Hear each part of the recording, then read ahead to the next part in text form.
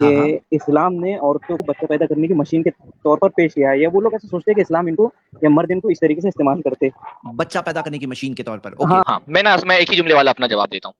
میں یہ بولتا ہوں ٹھیک ہے عورت کو جو ہے نا اسلام نے بچے پیدا کرنے کی مشین بنا دیا ہے اور اس کو بچے پیدا کرنے کی مشین نہیں ہونا چاہیے. تو کیا ہونا چاہیے اس کو؟ فیمنزم نے عورت کو کیا بنایا؟ بیڑی بیچنے کی مشین، چائے بیچنے کی مشین، بائک بیچنے کی مشین.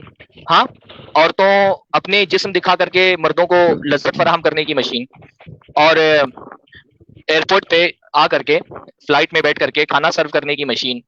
مطلب اگر عورت بچہ نہ پیدا کرے، آپ یہ کہتے ہیں عورت کا بچہ پیدا کرنا اس کے وقار کے، اس کی عظمت کے خلاف ہے.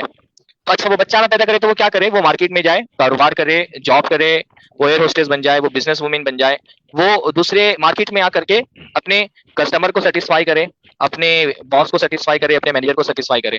تو عورت اگر بچے پیدا کرنے کی مشین نہیں بننا چاہیے تو اس کو کیا بننا چاہیے؟ اس کے بدلے میں آپ اس کو کون سی لائف سٹائل دے رہے ہیں؟ بھائی مسئلہ یہی ہے، میں اس سے پہلے والے اسٹریم میں بھی یہ بات بول چکا ہوں، اسلام عورت کو عورت رکھ کر کے عزت دیتا ہے. فیمنزم جو ہے نا وہ عورت کو مرد بنا کر کے اس کو عزت دیتا ہے. فیمنزم جو ہے نا وہ یہ کہتا ہے کہ تم اس وقت تک کے معزز نہیں ہو سکتی ہو جب تک تم مرد نہ بن جاؤ، اور وہ سارے کام نہ کرو جو مرد کرتا ہے. جو معاشرے میں ایک کامیاب مرد کی علامت ہے، جب تک کہ وہ کام نہ کر لو تب تک تم مرد نہیں، تب تک تم کامیاب نہیں ہو. اسلام یہ کہتا ہے کہ نہیں، تم جس کام کے لیے پیدا کی گئی ہو، جو تمہاری فطرت ہے، جو تمہارے نیچرل کام ہے، وہ کام کر کے بھی تم کامیاب ہو. یہ کتنی بڑی حقارت کی بات ہے. ہم یہ سمجھتے ہیں کہ عورت کے لیے تو سب سے بڑا شرف، سب سے بڑا امتیاز، سب سے بڑی خوشی اور فخر کی بات یہ کہ وہ ماں بنے. ماں بننا کوئی چھوٹی سی چیز ہے؟ ہاں، ماں بننا تو دنیا کی سب سے بڑی خوش نصیبی ہے. اور آپ کتنی حقارت سے بولتے ہیں کہ اسلام جو ہے وہ عورت کو جو ہے بچے پیدا کرنے کی مشین بنا دیتا ہے. اسلام عورت کو ماں بننے کا شرف عطا کرتا ہے. یہ جو بچے پیدا ہوتے ہیں، ان کی ذمہ داریاں کتنی بڑی عورت کے لیے ڈالی گئی ہیں. آپ کہتے ہیں اسلام عورت کو ماں بننے کی مشین بنا دیتا ہے. آپ ذرا سا یہ سوچئے کہ یہ بچے جو پیدا ہوتے ہیں، اسلام ان کو کیا کہتا ہے کہ یہ ماں جس نے تم کو پیدا کیا ہے تمہارے باپ سے 3 گنا زیادہ تمہاری حسن سلوک کی مستحق ہے. 3 گنا زیادہ. ان کی ساری مالی ذمہ داریاں، جو یہ ماں ہے اس کی ساری مالی ذمہ داریاں اس کے بچے اٹھائیں گے. اسلام یہ نہیں کہتا اس عورت کو کہ تم جاؤ جاب کرو، پیسے کماؤ اور اپنی زندگی خود گزارو، خود پر منحصر رہو. اسلام کہتا ہے کہ تمہاری جتنی مالی ذمہ داریاں ہیں تمہارے بچے پورے کریں گے.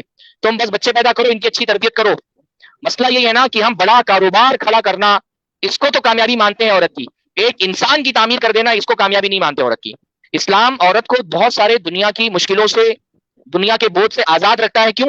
کیونکہ اس کو بہت بڑا کام دیا گیا گھر کے اندر. اس کو انسان کی تعمیر کرنا ہے. پر ہمارے یہاں بلڈنگیں تعمیر کرنے والا انجینئر تو کامیاب ہے، انسان تعمیر کرنے والی عورت کامیاب نہیں مانی جاتی. آپ ذرا سا عورتوں کے ماں کی حیثیت سے جو حقوق ہے اسلام کے اندر، وہ اٹھا کر کے دیکھیے. پھر آپ کو سمجھ میں آئے گا کہ بچہ پیدا کرنا اسلام میں کتنی بڑی بات رکھی گئی ہے.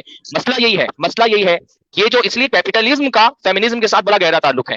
یہ بات کون بولتا ہے کہ عورت بچے پیدا کرنے کی مشین نہیں ہے؟ وہ کیپٹلسٹ نا، جس کو یہ لگتا ہے کہ ایک ہیومن ریسورس عورت کی شکل میں اپنے گھر میں بیٹھا ہوا ہے. یہ ہیومن ریسورس جب تک کہ مارکیٹ میں نہیں آئے گا، ہمارا لیبر نہیں بنے گا، تب تک ہم کو ٹیکس نہیں ملے گا.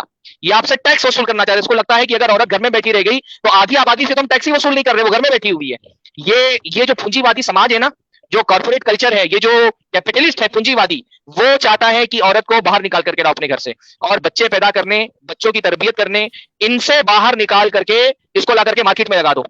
آپ دیکھیے بچہ پیدا کرنے میں بڑی تنقید ہوتی ہے. یہ عورت اس کو سامان بنا لیا گیا ہے. بیڑی بیچنی ہوتی، بیڑی اس کے ایڈ میں عورت کو لگاتے ہیں. تو تب اس وقت سوال کوئی کیوں نہیں کرتا ہے کہ کیا عورت بیڑی بیچنے کی مشین ہے؟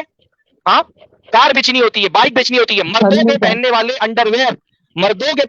انڈر ویئر کی ایڈ چلانی ہوتی ہے تو عورت کو دکھایا جا رہا ہوتا ہے. اس وقت کوئی یہ سوال کیوں نہیں کرتا ہے کہ کیا عورت انڈر ویئر بیچنے والی مشین ہے؟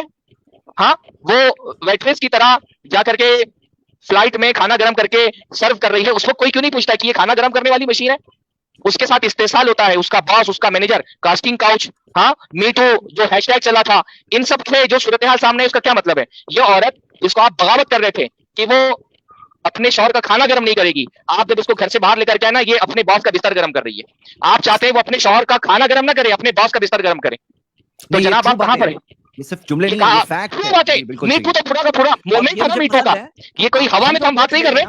بالکل اپ فرنٹ اپروچ لے رہے ہیں. شیخ سرفراز، مجھے یہ بات بہت پسند ہے، یعنی کہ ہم کوئی अपॉलिजेटिक झके छुपे अंदाज नहीं, में क्या apologetic है बिल्कुल भाई? आप ये थोड़ा- मीटू की हाँ, मीटू बात का करो, पूरा कौन मूवमेंट क्या करता था? है? ये क्या था? मीटू का पूरा मूवमेंट ये क्या था? ये औरतों के इस्तेसाल की कहानियां तो थी। आप सोचिए उतनी आला सतह की औरतें, ये मीटू ट्रेंड जिन लोगों ने चलाया था कोई छोटी सतह की औरतें नहीं थी, उतनी आला सतह की औरतों से इतना बड़ा जुल्म हो रहा था जो पर्दे के पीछे था। आप सोचिए जो इस आजादी के नाम पे जिस औरत को बाहर निकाल करके लाया गया है अपने घर से, एक आम औरत, उसके साथ क्या हो रहा था जब इतने ऊंचे सतह की औरतों के साथ ये कुछ हो रहा है। तो बहरहाल बस मैं इतनी बात रखना चाहता